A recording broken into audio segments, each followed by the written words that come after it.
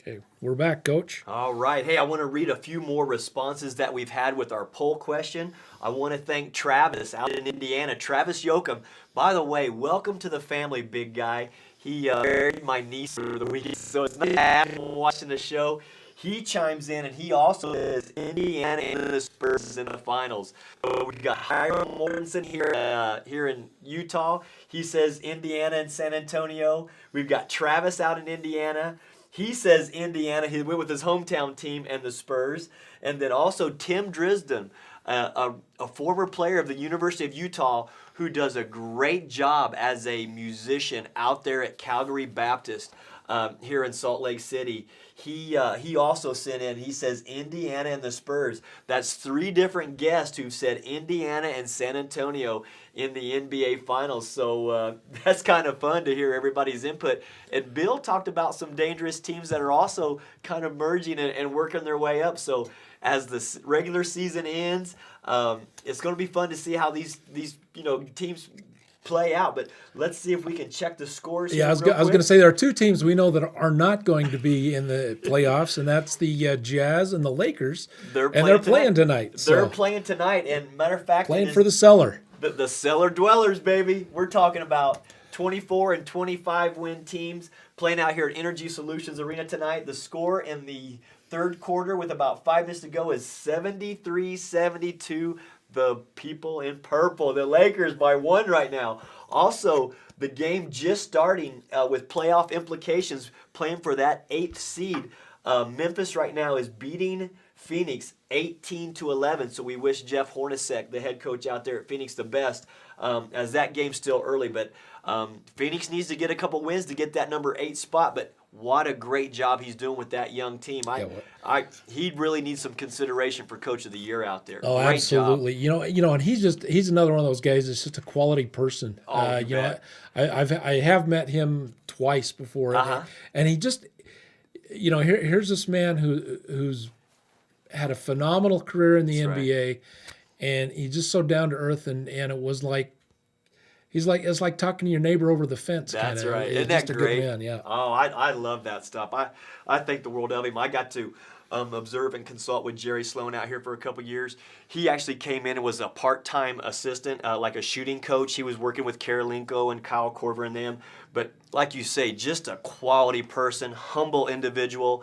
And so how can you not be happy and thrilled for those guys, to get their opportunities and see the success that they're having, because you're seeing a pattern: quality character, great individuals, humble people who are selfless and very giving, having success with their teams. And it's, leadership.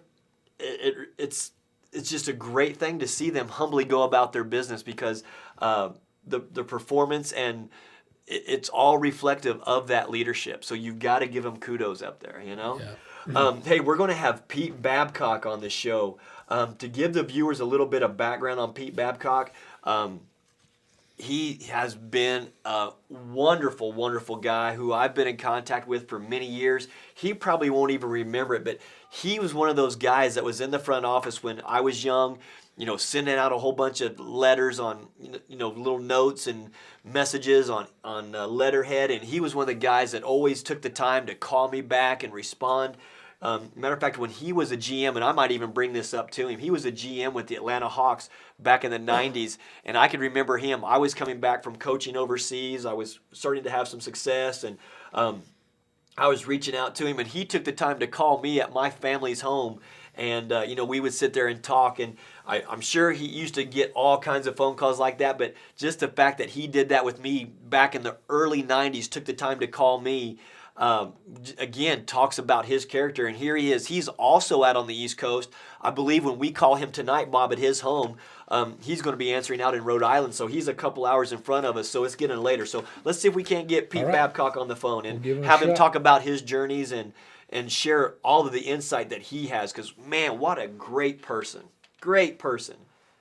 Success with the Denver Nuggets, success with the Atlanta Hawks, select player personnel with the Toronto Raptors. So he's done a great job. Hello. Hello, is this Pete? Yes, it is. Hey, Pete, this is Bob Fitzgerald of the BRAVEHAVEN Studios out in Utah. Got Bob. Coach Fields on the line here, and welcome to the show. Thank you very much.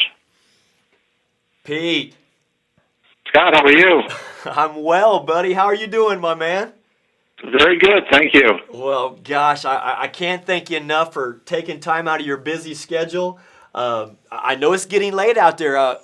You're in Rhode Island right now, correct? Yeah, we're in Rhode Island. Well, I know you're a couple hours in front of us, so thanks for hanging in there with us tonight as we get you on the phone. I was telling the viewers here right before we got you on the show, of all the success that you've had, and you've worn many, many hats in the NBA. It's been a 30-year career. I shared with the viewers that back in the mid-'90s, I was coach. I just took my first couple head coaching jobs overseas, and I was sending out letters, and sometimes we would get a form letter back.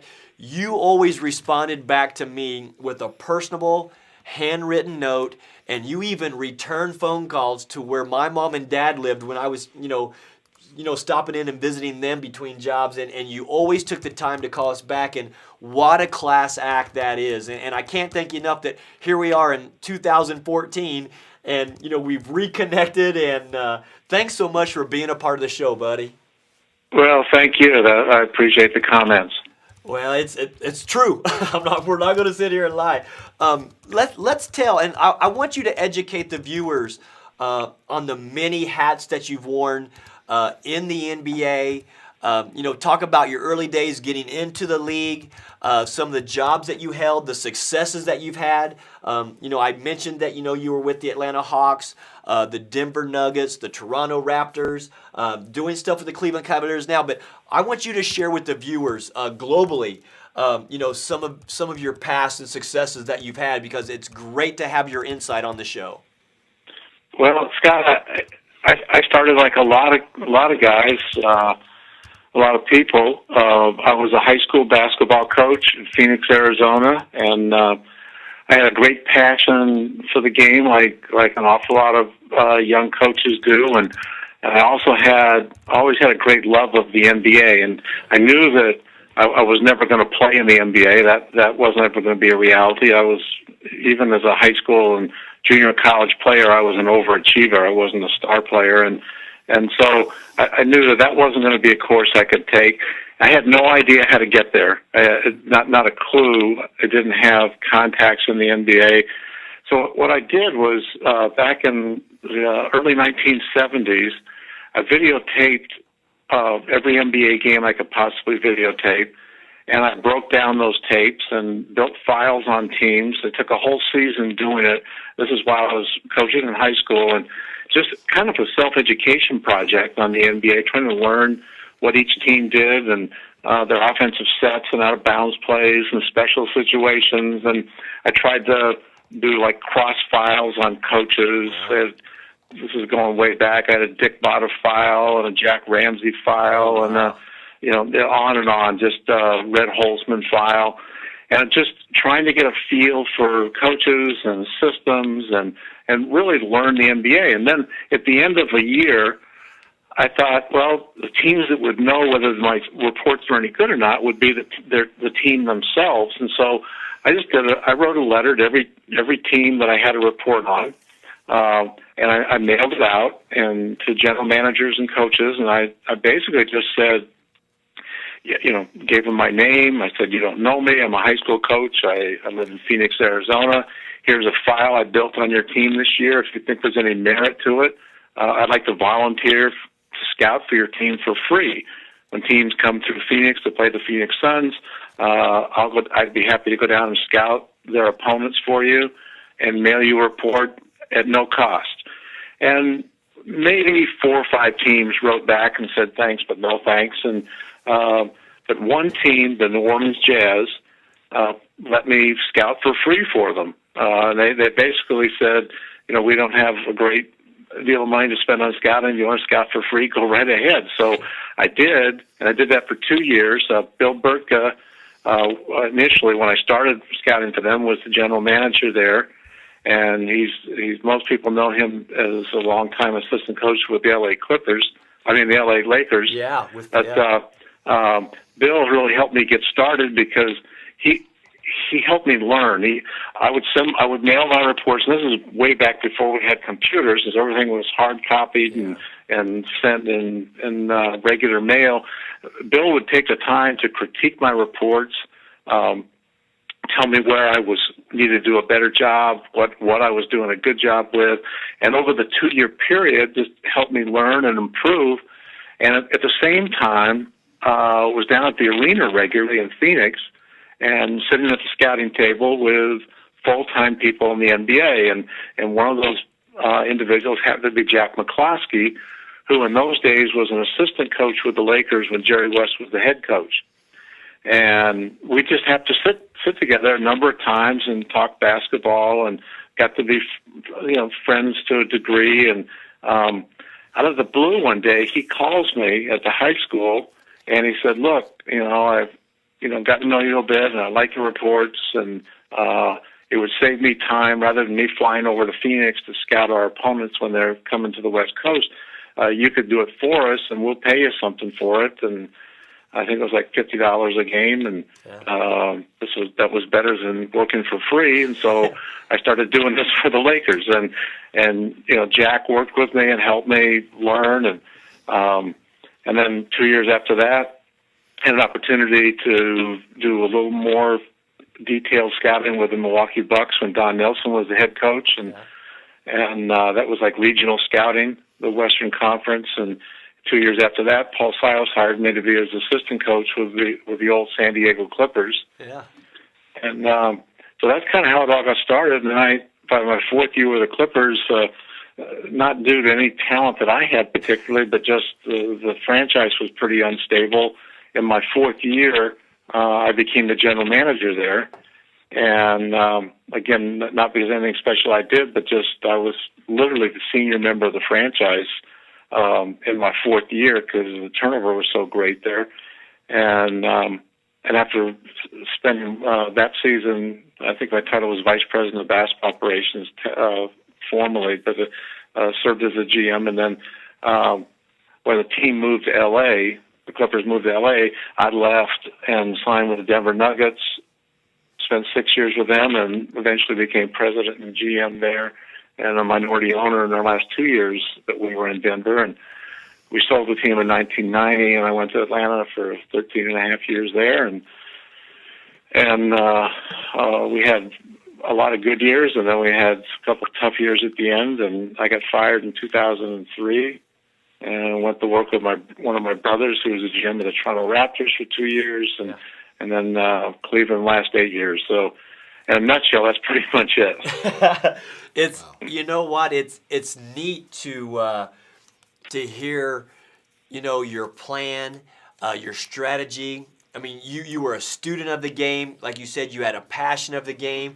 You were able to get out and and build relationships with people, which I think is key, because I really do believe that a lot of it is relationship based, and the fact that people got to know you and know the quality of your work, and then of course your character being outstanding.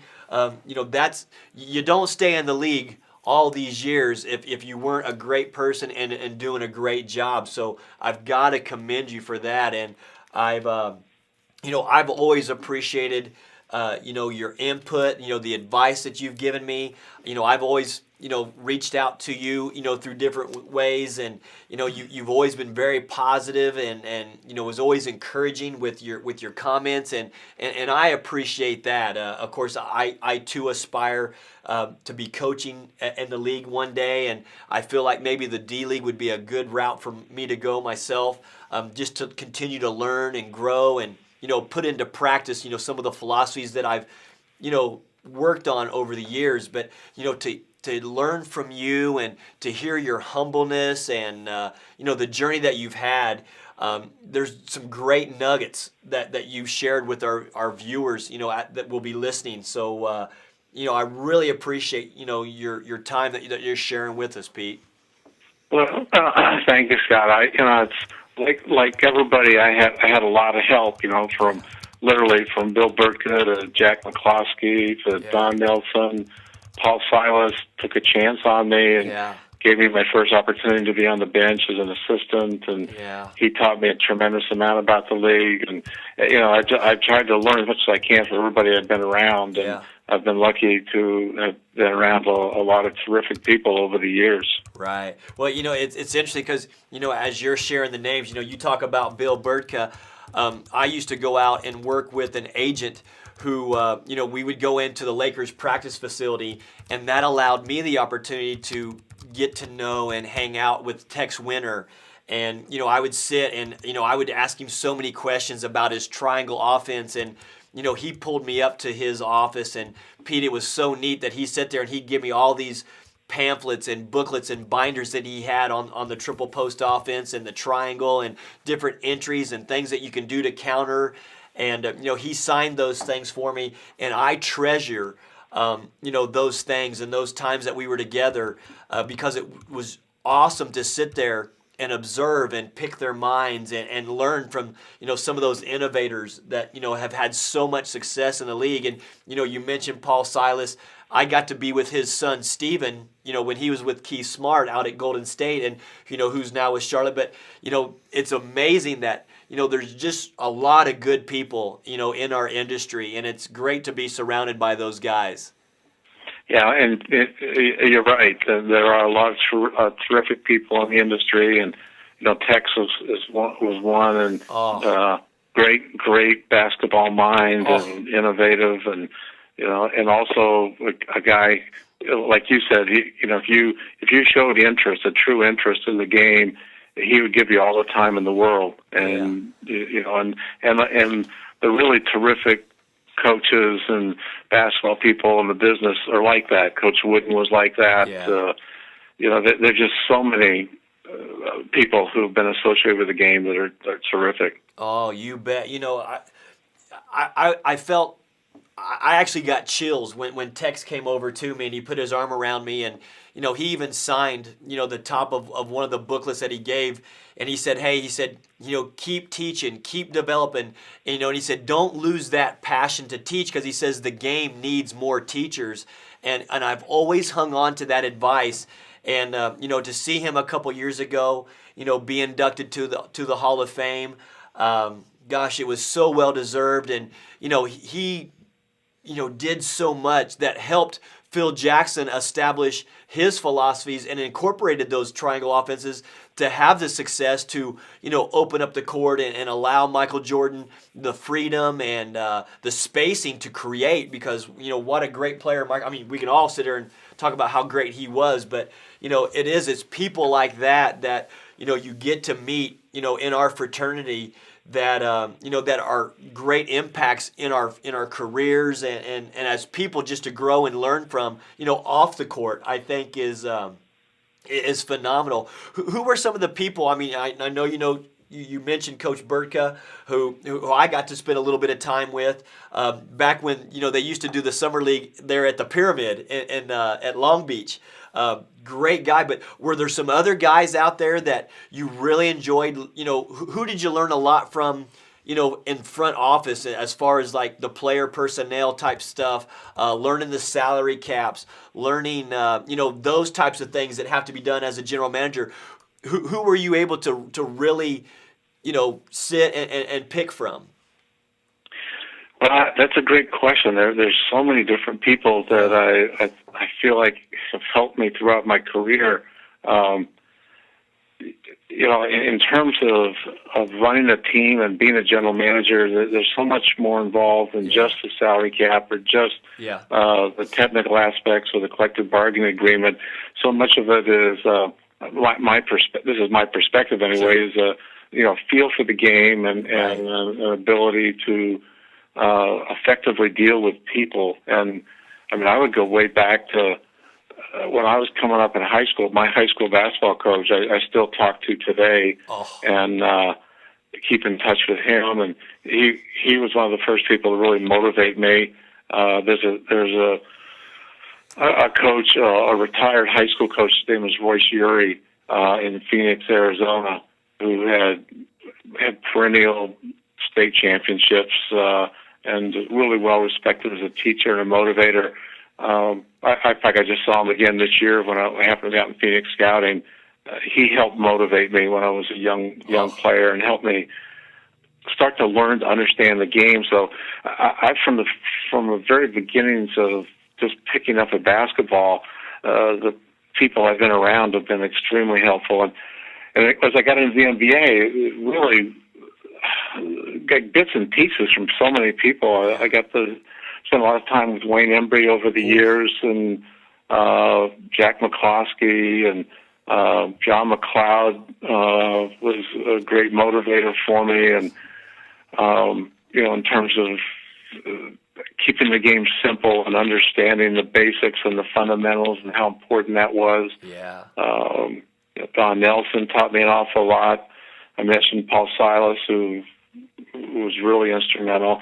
And then there were players, too. Paul Westphal, when he was playing for the Phoenix Suns, I ran his summer basketball camps, and I learned a tremendous amount from Paul and from Alvin Adams, both, because they both were the co-owners of the camp. And we would talk for hours about just the intricacies of the game and the feel for the game and the NBA. And so it's really, I would just encourage young people who want to get started in the business just to seek out anybody who's well respected in the business in any capacity, whether it's a scout, a coach, a GM, and just spend time with them. Not ask them for a job, but just ask them for career advice and some guidance, because you can learn something from almost everybody.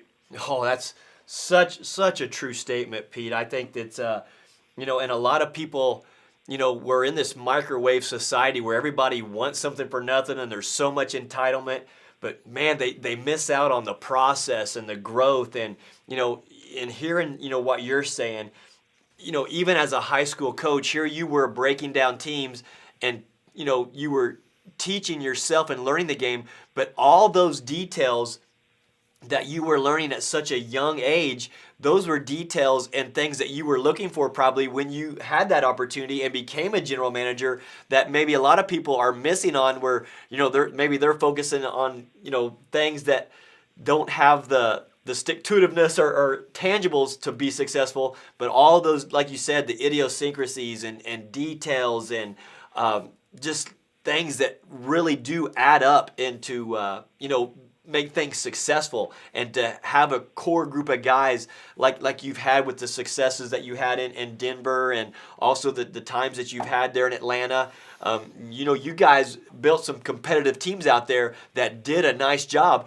and it wasn't just a 1 or 2 year flash in the pan kind of thing. I mean, you guys did a nice job for years. Well, I appreciate that again. And, it's just so much is being surrounding yourself with good people, in terms of players, coaches, trainers, just being real careful about bringing in people who represent themselves well and share the passion and desire that you do, and the same sense of seriousness, but also the same sense of fun, that they really enjoy what they're doing for a living. If you surround yourself with those kinds of people, you have a much better chance of being successful. So that was kind of our goal, and we kind of would look carefully for people who fit that particular mold. And our teams were built more so with free agency and trades than the drafts, because our drafts typically from year to year would be late first round and to the end of the first round, and so we really couldn't rely on the draft picks. And so, in fact, we often got criticized some for not drafting star players, and it wasn't that we didn't want to draft star players, it's just that we just felt drafting as late as we were going to get role players, and so we really focused on trades and free agency, but by doing so, we try to be very selective about the kind of people we brought in. Yeah, well, and that's kind of, Pete, the theme for our show, and the reason why we're doing our show.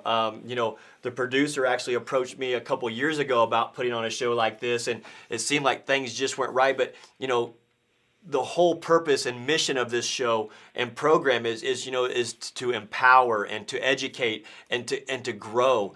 And I think we're lucky and fortunate to have people like yourself to come on here who can, give tools and resources and give the advice and guidance, so these younger coaches who are out there watching, globally, and also these young players, what advice would you have for the college player trying to get into the professional ranks? What advice would you give that player? Again, we talk about surrounding ourselves with good people and people who's going to care about them. But I really think a lot of the kids nowadays have that entitlement, and they want the quick fix. But what advice would you give those players that have gone from high school to college and college now to get to the professional ranks? What would you suggest to them? Well, the first thing that they have to understand is that first of all, I would encourage them to pursue their dream and do everything they can to maximize their potential to get there. But I would also caution them that you have to broaden the dream out. What I mean by that is this: if you're talking about playing, going from college basketball to the NBA, if you go through the kind of the steps of, if you start with seniors in high school, there are roughly 8,000 premier seniors in high school every year across the United States. We're not talking about international now, because that adds a whole other group of players. But just in the United States, when I say there's 8,000 superior players, those are the ones that get some kind of recognition from all state to all city to all conference. Of those 8,000 that get recognition as high school seniors, 2,000 get Division I scholarships, roughly. Of the 2,000 that get Division I scholarships, we draft 60 into the NBA. Yeah. So from 2,000, we drop down to 60. And then that 60 is somewhat distorted, too, because that's not counting any international players, and we certainly draft more international players every year. So it's really smaller than 60. But let's just say that they were all U.S. players. We've gone from 8,000 to 2,000 to 60, and of the 60 that get drafted, about 35 to 40 will have careers that last for a year in the NBA. Yeah. And of those 35 to 40 who make it for 1 year in the NBA, when you talk about the guys that become the recognizable players, the kind of the name players, I don't mean just like the superstars, but just name players, 8 per year typically become the name players. So that's 8 out of 8,000. That's 0.1%. And that doesn't count any international players at all. Right. So what I would tell young, college players who have aspirations of the NBA is that there's nothing wrong with the dream. You need to learn to broaden the dream out. So you can dream about being the next LeBron James or Kobe or whomever it may be. But once you maximize your potential and you've kind of plateaued and you physically can't go any further, then you need to broaden the dream out. So maybe you're good enough that you become a member of the NBA as a player and you're on a roster, but you're not a starter.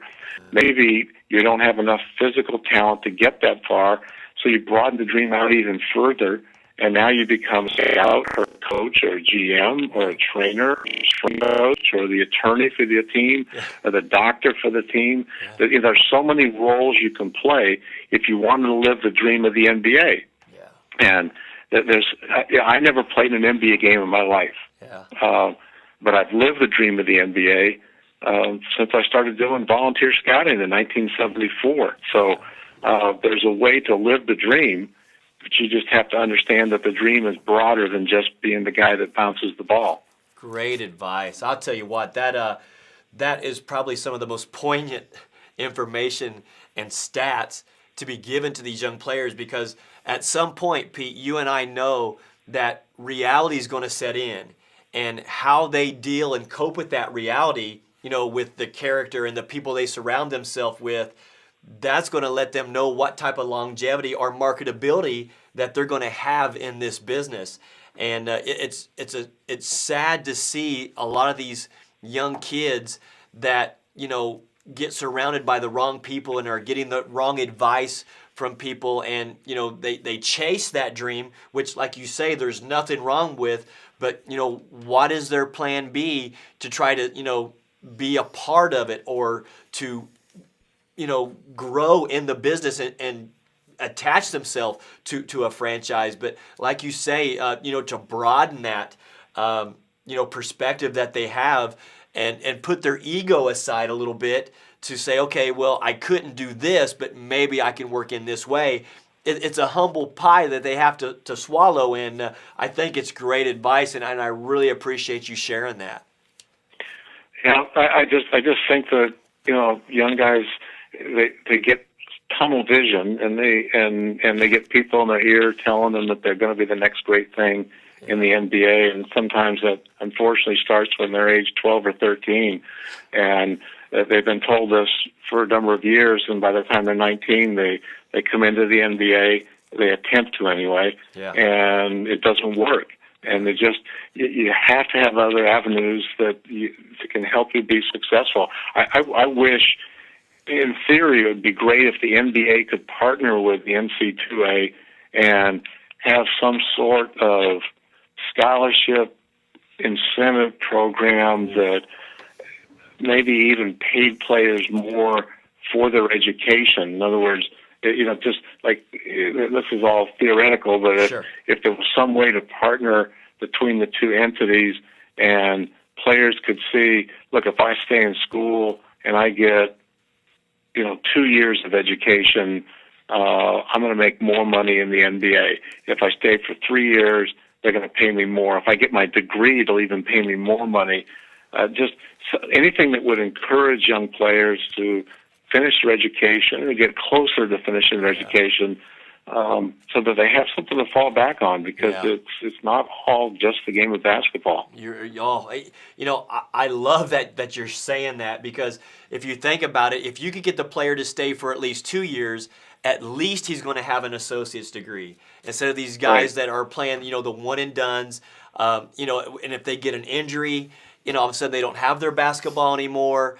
Again, that's when it's great for them to have some sort of support system and something to fall back on, that, like you say, whether it's a degree program. But, I think the D-League has done a great job. But as you and I can both observe, the league is so saturated with young talent that is just not quite mentally and physically prepared to take that jump.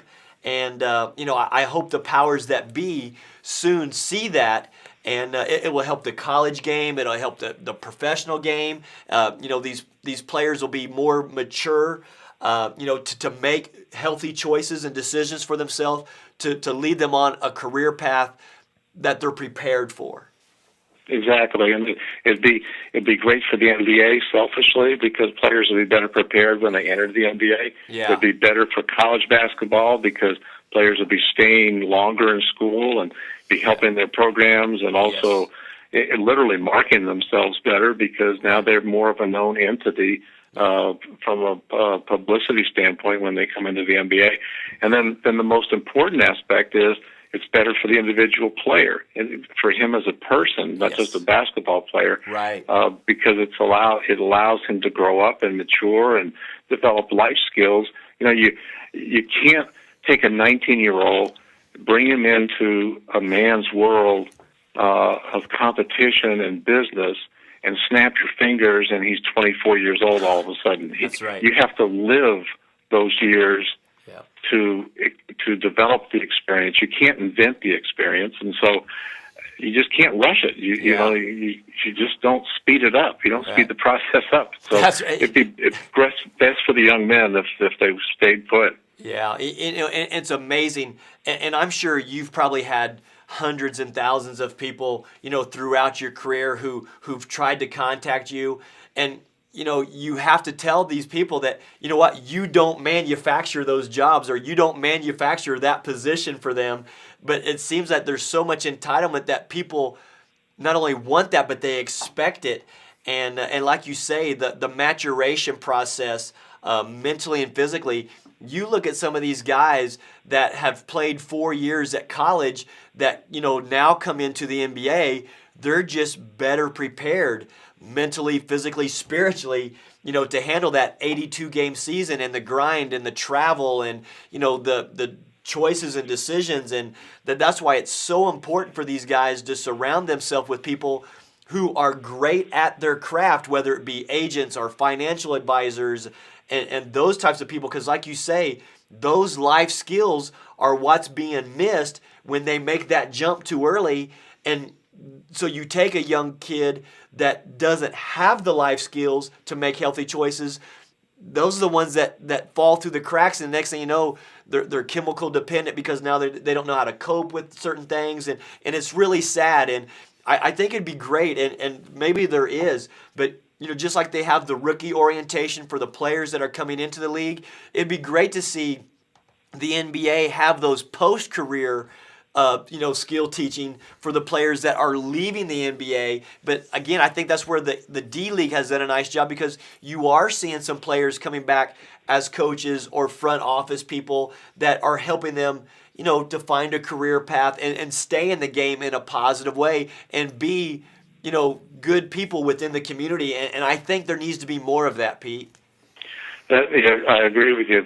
When I started in the NBA, late 1970s, the atmosphere, the environment was so different because almost every player who came in entered the draft was a graduating senior. Yeah. There were a few exceptions, but those exceptions were typically players that were juniors who came out early. They weren't freshmen. And it was really rare for freshmen came out early, and occasionally a high school player would enter his name. But you just we had 10 rounds of the draft, so we were drafting 10 college seniors for the most part. Yeah. And it was so much different. In today's world in the NBA, almost every team has got somebody on staff who basically is an off-the-court player development individual, not working on skills, but working on life skills. And they really help mentor a young player. Some of the young kids that come in at 19, they've never written a check before.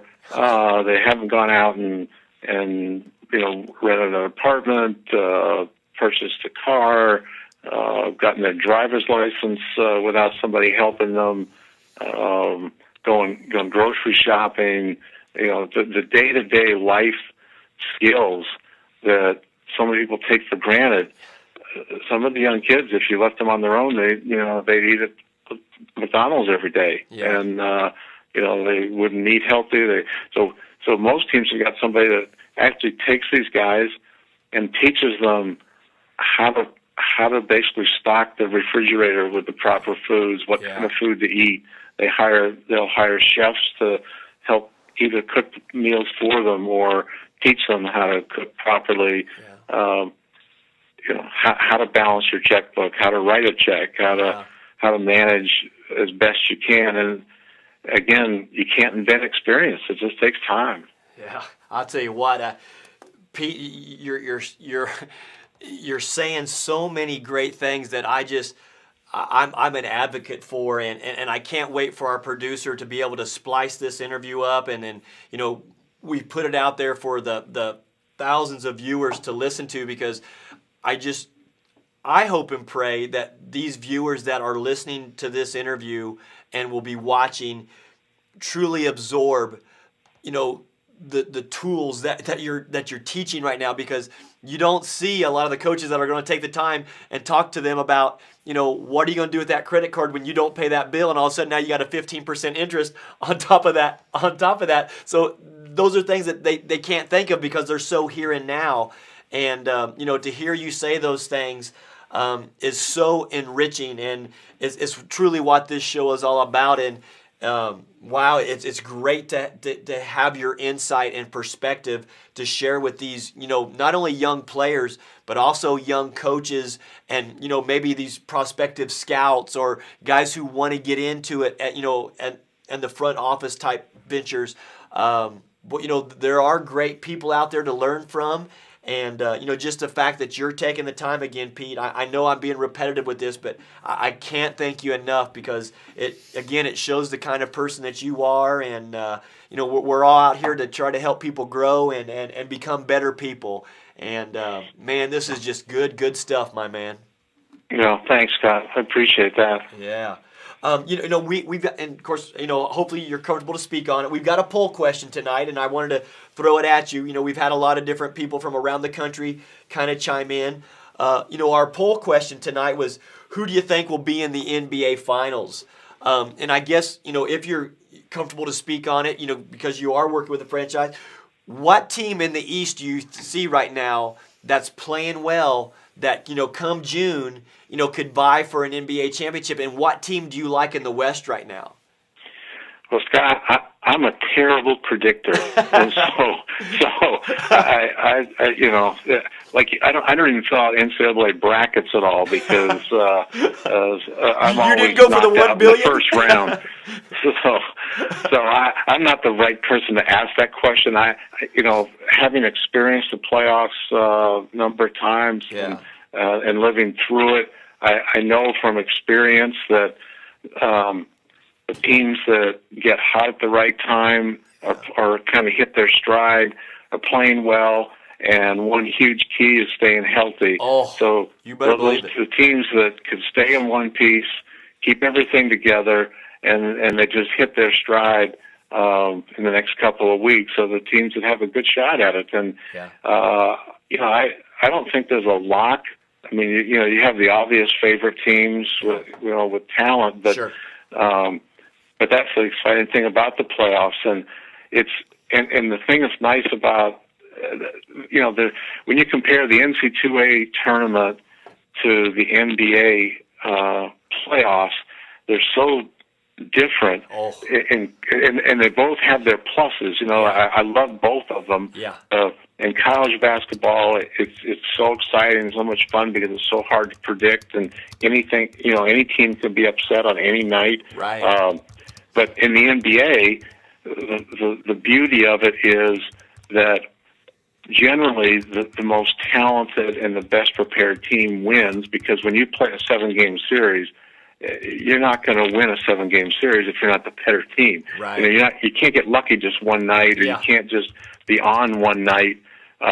Conversely, if you're not going to lose either if you just have an off night. Now, if you have an off week, then you're in trouble. But if you have an off night, you're still going to sustain yourself and win the series if you're the better team. So there's a lot of legitimacy in playing the multi-game series, which doesn't make sense for the colleges because of the number of teams that are involved. But they both have their appeal. I think they're both. For me, as a basketball person, it's a fun time of the year. The month of March is a great time of the year, and then watching the NBA playoffs is always fun every year because you just don't know what's going to happen. Yeah, well, like you say, there's a lot of tangibles that are out of control. But like you say, in that 7-game series, the teams that can stay healthy, like you say.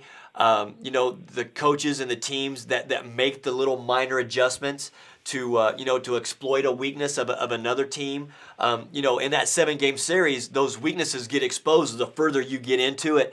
And for me, with the coaching mindset, it's fun to watch tactically to see who makes those adjustments and to try to offset a team and get them out of their comfort zones and get them to spots where they're not as comfortable and for me, that's the fun part because that's where it becomes more of a chess match, and I enjoy that. But like you say, the teams that stay healthy, the teams that like you say, catch their stride and peak at the right time. Boy, I'll tell you what, it's a lot of fun. It's a lot of fun to watch. It is, and it is like a chess match, and you obviously have to have talent to win in the playoffs without question. So.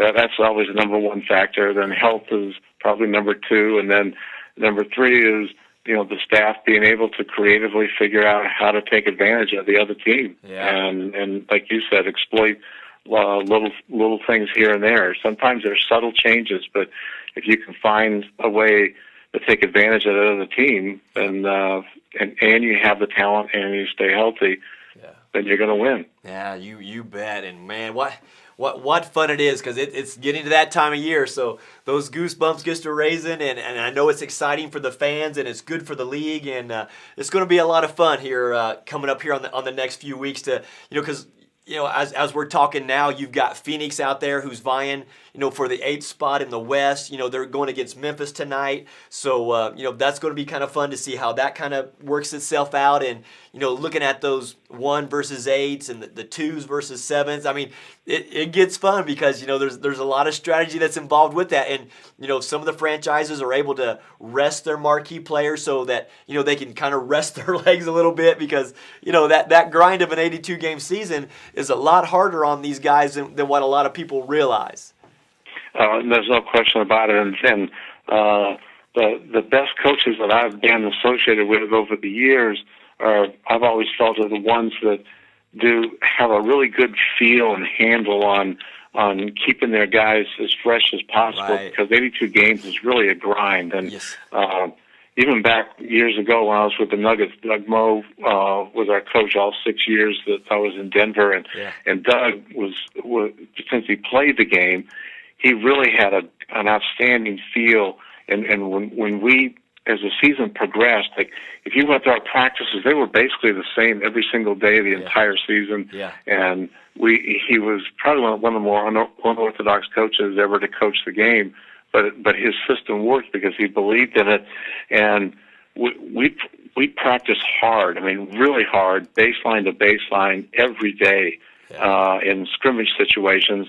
But he was so good at cutting that period down. So if we were on the court, we were going hard. We never went half speed. Yeah. But last month or so of the season, we were only on the court for 35, 40 minutes. Because he realized the value in keeping guys' legs fresh and not running guys in the ground. Yeah, you bet.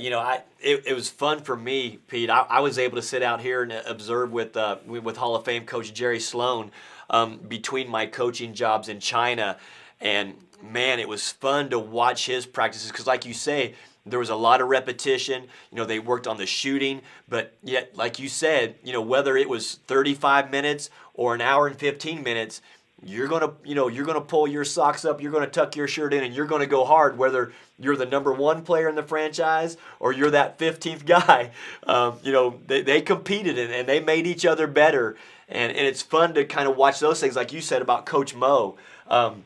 I was able to kind of sit with him and meet with him, out there at the NBA Summer League in Vegas a couple years ago with Adrian Dantley, and it's fun to hear those guys' philosophies because again, they're watching the players' body language. They're seeing, when the guys are starting to fatigue a little bit and they back off a little bit. And like you say, the successful franchises and successful coaches are the ones that are able to hone in on those details and back off when it's time to back off because it's all about, getting it done. There's only one team standing in June.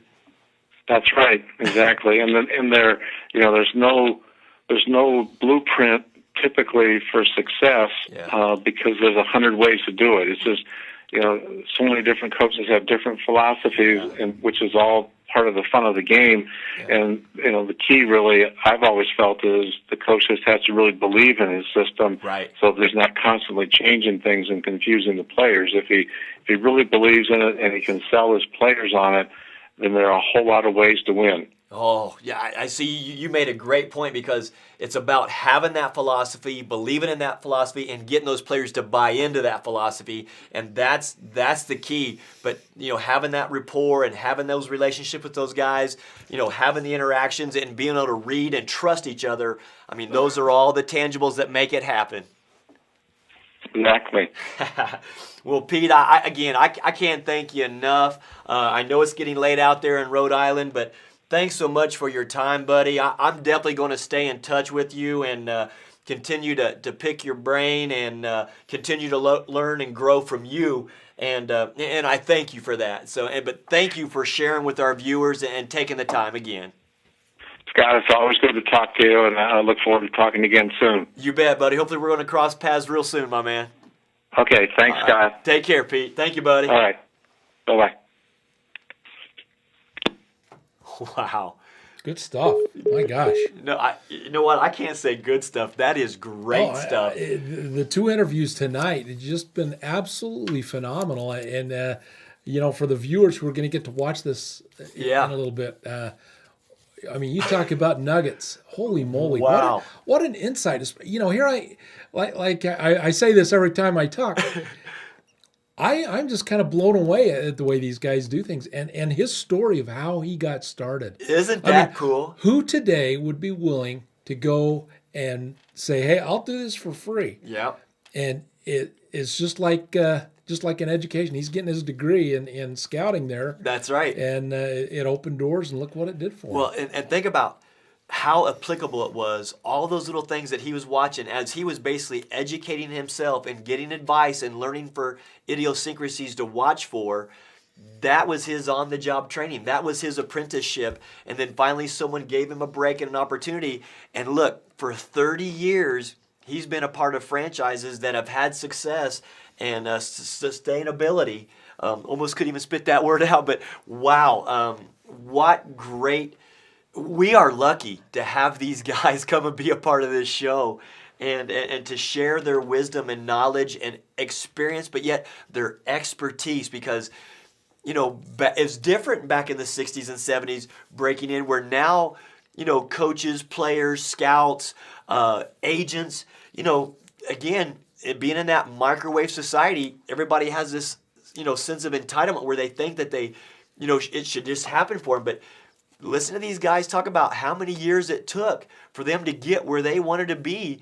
And yeah, they've all had, you know, someone who's kind of led them and guide them and help provide them the opportunity. But yet there's still the people that are calling on this show and are willing to, you know, take the time and educate, you know, our viewers, because we are just lucky people and blessed to be able to have them.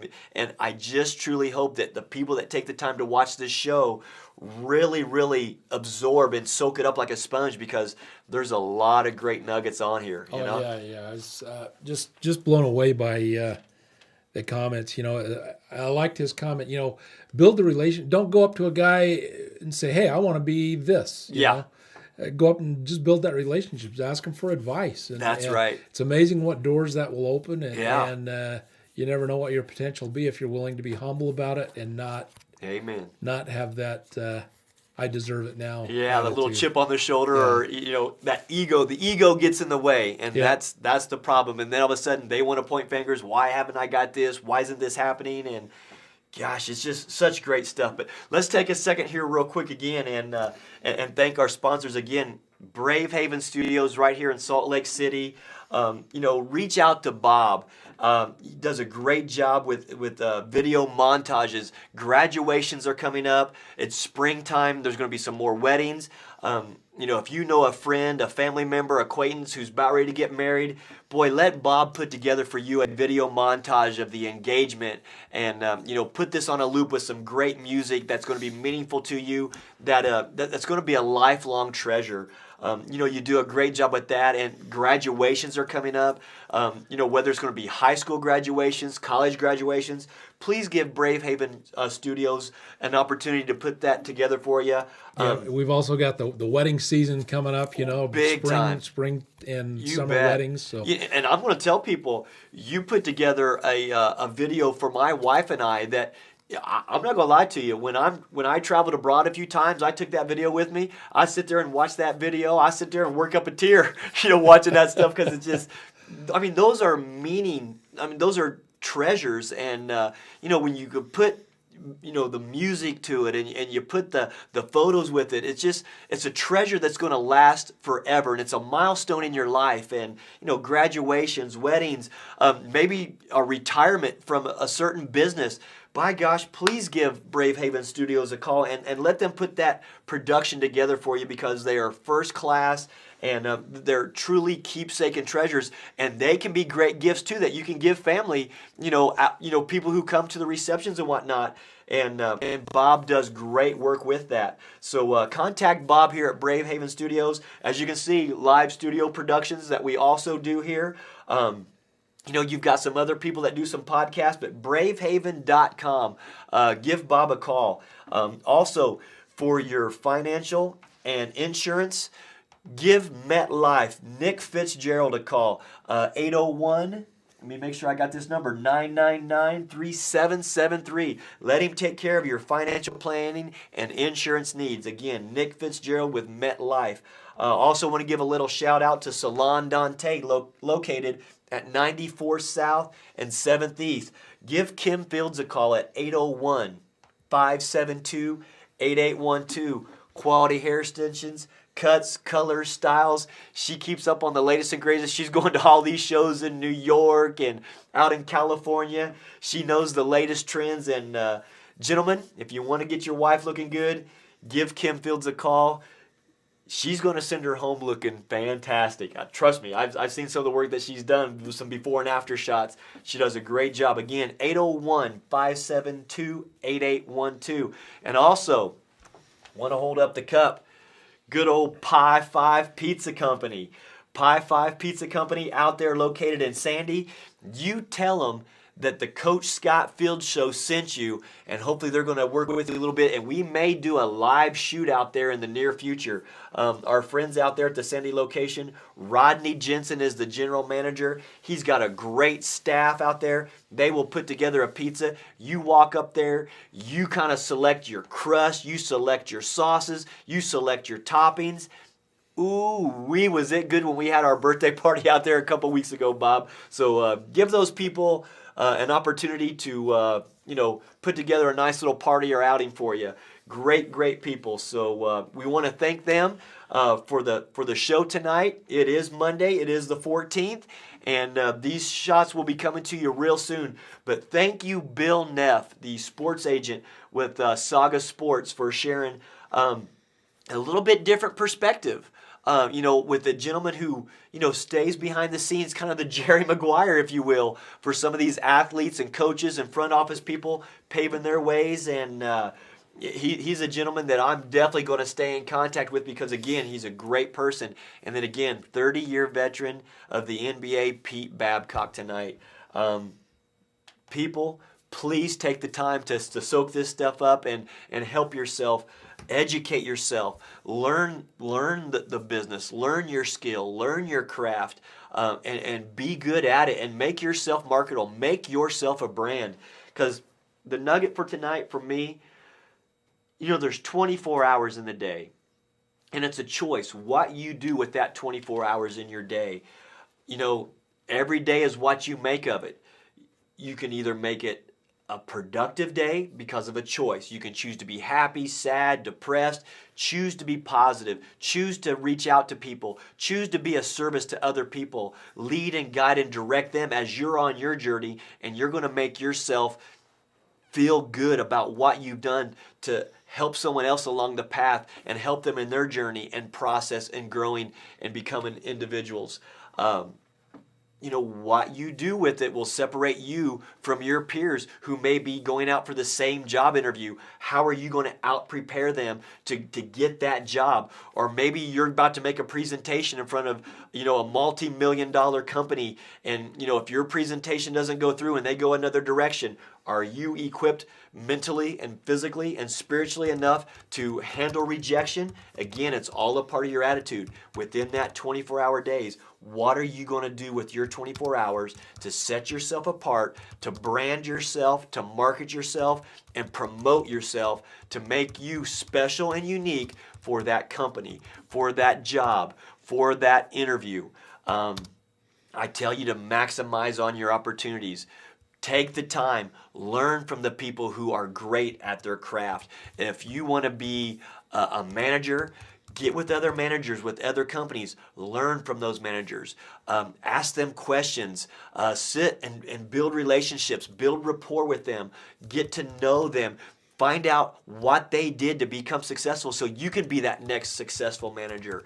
If you're wanting to be a coach, take the time to get to know these coaches that you see at BYU, University of Utah, Utah Valley, Weber State, Salt Lake Community College. Ask them questions.